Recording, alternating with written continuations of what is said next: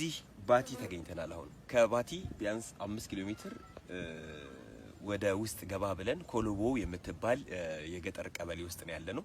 ኮሎቦ ደግሞ ሰይድ ሙሄ ያለበት ወይም ሰይድ መሐመድ ያለበት ገጠር ቀበሌ ነው እሱ የሚኖርበት። ሰይድ መሐመድ ለየት ባለች የባቲ ዋሽንት የባቲ ዜማ ይታወቃል። ይህ ዜማ ደግሞ ዛሬ ላይ ሮፍናን ቤቲጂ እንዲሁም ደግሞ ቀደም ሲል ሬጌ ከሚሴ እየተባለ የምንሰማው ዜማ ነበር። ደረረን ደረረን ደረረን ይሄንን ዜማ ነው እንግዲህ ይሄ ዜማ ከዚህ ማህበረሰብ ውጭ አይደለም የሚታወቀው። ከሚሴ የማይታወቅ በዞኑ በክፍለ ሀገሩ የማይታወቅ በክልሉ በአገር አቀፍም ደረጃ አይታወቅም። ዜማው የተለመደ አልነበረም። ከቅርብ ጊዜ ወዲህ ግን አርቲስቶቻችን እሰየው ነው እየዘፈኑት ነው ወይም ደግሞ ይሄንን ዜማ እየተጫወቱት ነው በስራዎቻቸው መሀል። ግን ትክክለኛ ማህበረሰቡ ወይም ደግሞ የስራው ባለቤት የሚገባው ክብር ተሰጥቶታል ወይ የሚለው መልእክት ለማድረስ ነው። በተለይ ለሮፍናን ለቤቲጂ ሰይድ መሐመድ አሁንም በርካታ የዋሽንት ስራዎች ባህለኛ ወይም ደግሞ ከጥንት ከአያት ከአባቶች የተቀበሏቸው ይሄ ማህበረሰብ ዜማዎች አሉ። አብረን ስራ ኑ ትክክለኛውን ሰው አግኙ እያለ ዛሬ መልእክቱን ያስተላልፋል።